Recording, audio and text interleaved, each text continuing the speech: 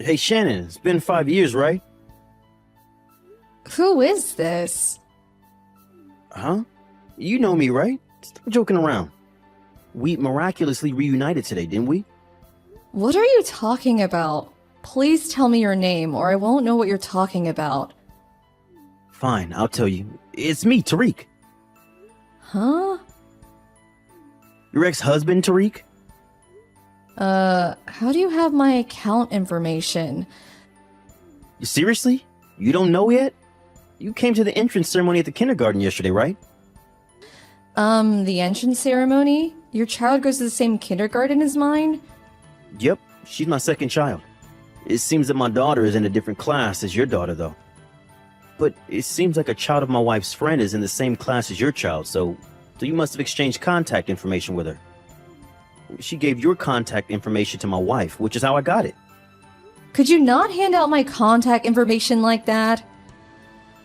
Calm down. I have no intention of getting back together with you or something. My wife knows I have your contact information, so there's no need to worry. Your wife is Sarah, right? The woman you cheated on me with 5 years ago, which was the cause of our divorce and also an old friend of mine. It's obvious she finds the situation hilarious. Yeah, kind of. I mean, I think it's hilarious as well.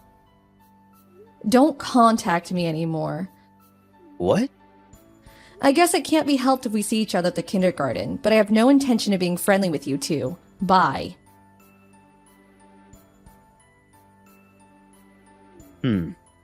This gets more and more hilarious the more I think about it.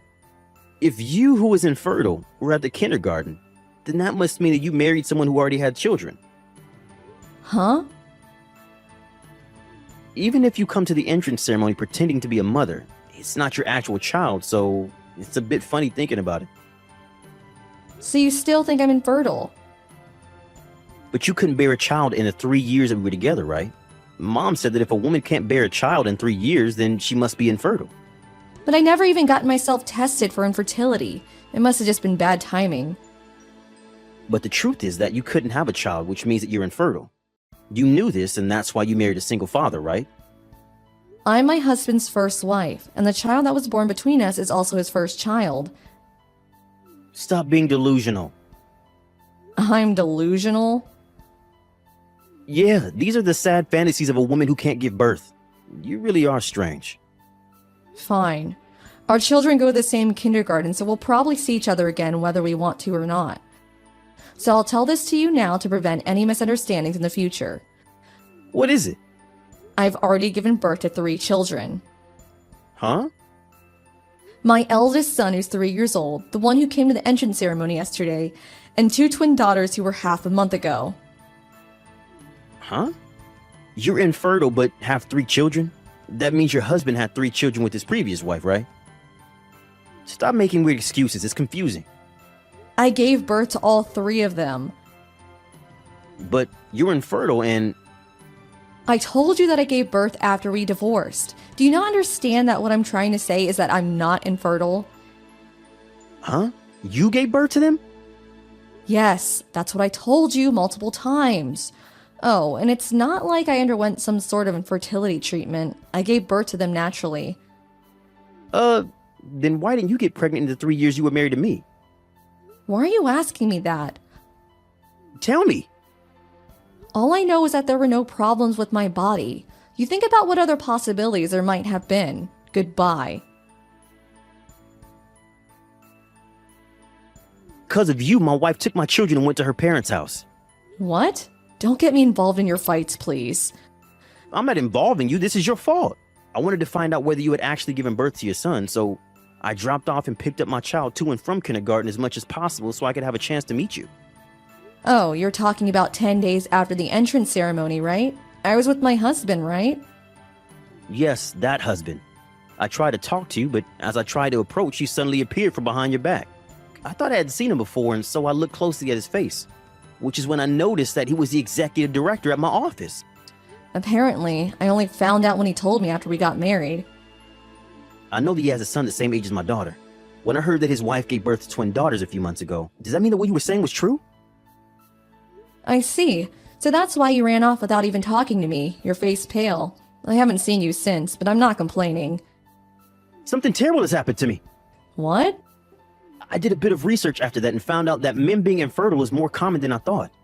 I did a DNA test with my child. The result was, well, he was my child. Oh, good for you. Yeah, but my wife found that I had done a DNA test behind her back, and she got furious at me for suspecting her of cheating. Oh, and that's why she took your children and went to her parents' house. But I don't see how that has anything to do with me. If you hadn't said anything strange, I would have never have done a DNA test. Wouldn't this have never happened if you never bothered me in the first place? Then why did you reply to my text? Because you still insisted that I was infertile, and you even said that my husband was a single father or something. Don't you think it was only natural for me to get annoyed and correct you? But you were supposed to be infertile.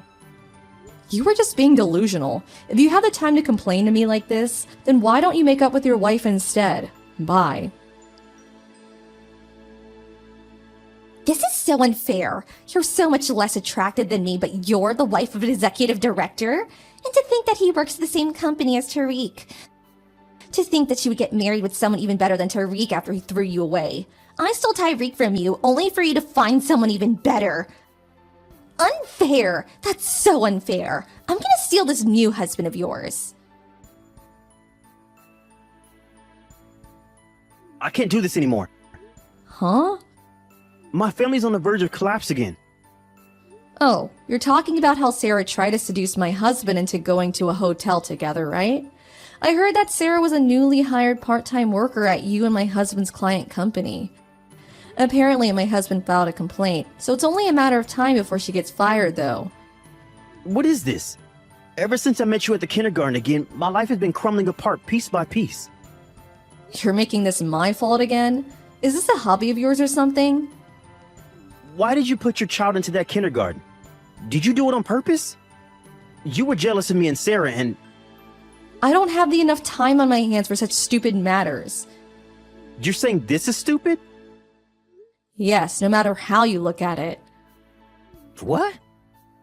Why don't you calm down and think about this logically? It just happened to be the case that we enrolled our children in the same kindergarten. I didn't do anything to you. Do you understand that? Uh-oh. Which means that if you hadn't went out of your way to get my contact information just to annoy me, this never would have happened. Don't make me repeat myself over and over. Shannon, I turned in my divorce papers earlier, so could you get divorced as well and get back together with me? Huh? Let's just give custody of our children to our current partners and give birth to children of our own. It seems that neither of us are infertile, so you were getting a bit old to give birth, but you can handle one more, right? Jesus, will you seriously never leave me alone? What? It's been medically proven that too much stress makes it more difficult to have children.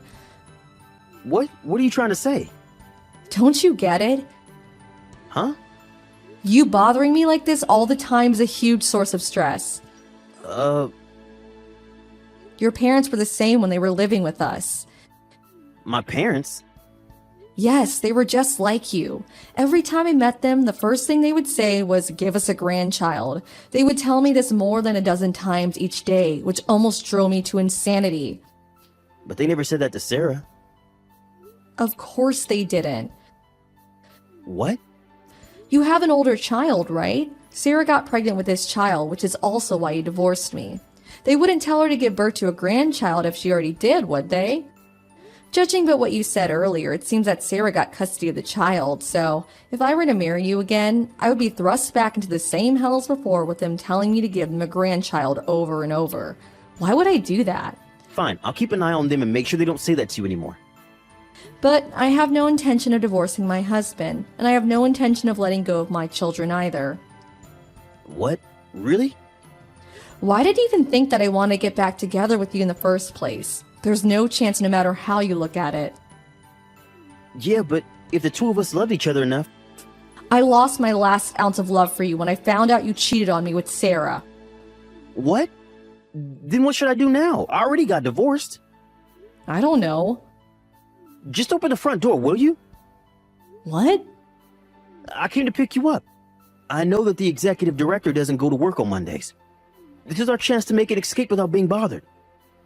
Come on, I'm outside the backyard. I can come in if I break the window in the living room. Hold on. If I could just get a hold of you for a day, then you'll have no choice but to get divorced. Are you an idiot? Huh? Is that how you talk to your husband? If the executive director doesn't go to work on Mondays, then he isn't at the office now, right? Yeah, that's why... Then doesn't that mean there's a high probability that he's currently at home? In fact, he is. Huh? Apparently he's going to tell the company about this. No way. We already called the police, by the way. I hear sirens. There's no use trying to run anymore. Goodbye. I didn't expect that he would try and break in our house and get caught by the police. Not long after that, Tyreek was fired from his job. We received an alimony from Tyreek and Sarah, and after that placed a restraining order on them.